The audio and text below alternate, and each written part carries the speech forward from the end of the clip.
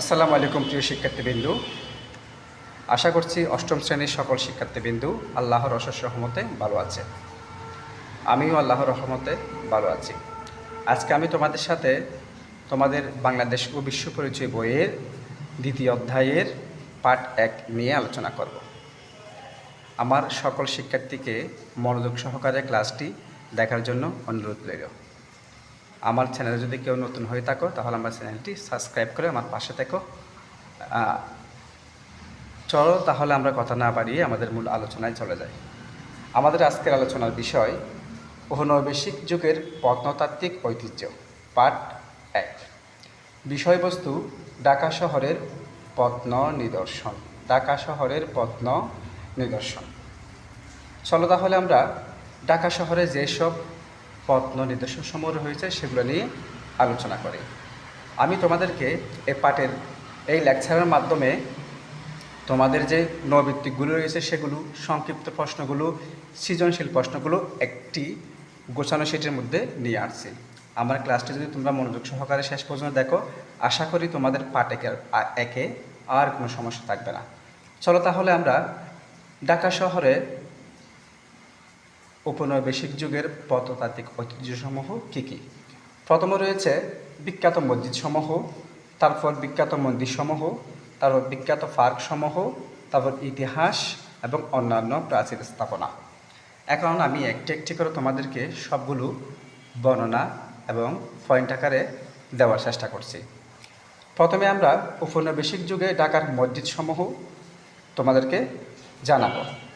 ঔপনিবেশিক যুগে ঢাকার মসজিদসমূহ যা মোগল স্থাপত্যের রীতি তৈরি হয়, কিছুটা ইউরোপীয় রীতিতেও যোগ হয়েছে।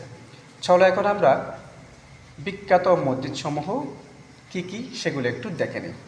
প্রথমে আছে লালবাগ কেল্লা মসজিদ, তারপর আছে লক্ষ্মীবাজার মসজিদ, 3 নাম্বার শাহী মসজিদ, 4 নাম্বার সূত্রাপুরের কুলঠোলা জামে মসজিদ, 5 নাম্বারে বেছারাম দেউড়ি মসজিদ, 6 নাম্বারে কুয়েট তুলি মসজিদ, 7 নাম্বারে সিতারা বেগম মসজিদ।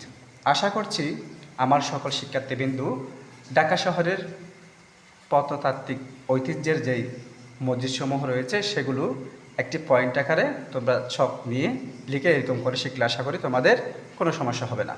তারপর দেখে আমরা বিখ্যাত মন্দিরসমূহ। বিখ্যাত যে মন্দিরগুলো রয়েছে তার মধ্যে 1 নম্বরে ঢাকেশ্বরী মন্দির, 2 নম্বর রমনা কালী মন্দির। চলো তারপর আমরা বিখ্যাত গির্জাসমূহ নিয়ে আলোচনা করি। বিখ্যাত গির্জাসমূহের মধ্যে রয়েছে আর্মেনিয়ান গির্জা। এটি তৈরি হয় 1781 সালে।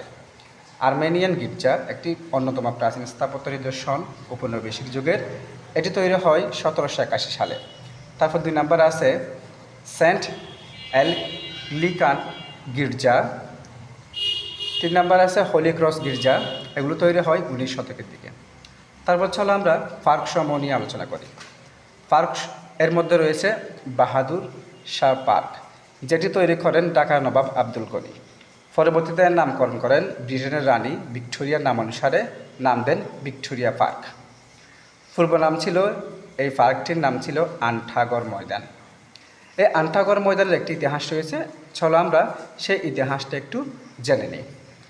আন্ঠাগড় ময়দানের নামের সাথে জড়িয়ে আছে 1857 সালে প্রথম ভারতীয় স্বাধীনতা যুদ্ধের ইতিহাস। একে বলা হয় সিপাহী বিদ্রোহ।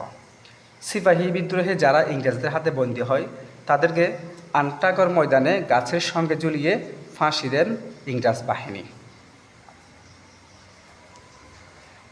পরবর্তীতে 1957 সালে স্বাধীনতার পর ভারতবর্ষের শেষ মুঘল সম্রাট বাহাদুর শাহ জাফর এর নাম দেন বাহাদুর শাহ পার্ক। আশা করছি আমার সকল শিক্ষার্থীবৃন্দু ইতিহাসটি ভালো করে জেনে নেবে। এটি তোমাদের সৃজনশীল এর ক্ষেত্রে খুবই গুরুত্বপূর্ণ। এটি উদ্দীপক আকারে আসতে পারে, তখন তোমাদেরকে উদ্দীপক বুঝে জেনে নিতে হবে যে এটি কিসের ইতিহাস। তখন তোমরা সেটাকে সুন্দর করে গুছিয়ে পরীক্ষার খাতায় লিখতে পারবে এবং এই ক্লাসের মাধ্যমে তোমরা সঠিক উত্তর, সংক্ষিপ্ত প্রশ্ন, এক কথায় উত্তর এবং সৃজনশীল অনায়াসে উত্তর করতে পারবে। চলো এখন ঢাকা শহরের যে অন্যান্য স্থাপনাসমূহ আছে সেগুলো একটু জেনে নিই। 1, ঢাকার নবাবদের তৈরি আহসান মঞ্জিল, 2 পুরানো ঢাকার রুফলাল হাউস, 3 রোজ গার্ডেন এবং 4 নাম্বার আছে কার্জন হল। এগুলো এক একটি অন্যতম প্রাচীন ঐতিহ্যের নিদর্শন। তো প্রিয় শিক্ষার্থী বন্ধুরা, আজকে এতটুকুই। আশা করছি আমার ক্লাসটা তোমাদের ভালো লেগেছে। ভালো লাগলে আমার চ্যানেলটি সাবস্ক্রাইব করবে এবং পাশে থাকা বেল আইকনটি তোমরা অন করে দিবে সবার আগে নোটিফিকেশনটি পাওয়ার জন্য। ধন্যবাদ সবাইকে।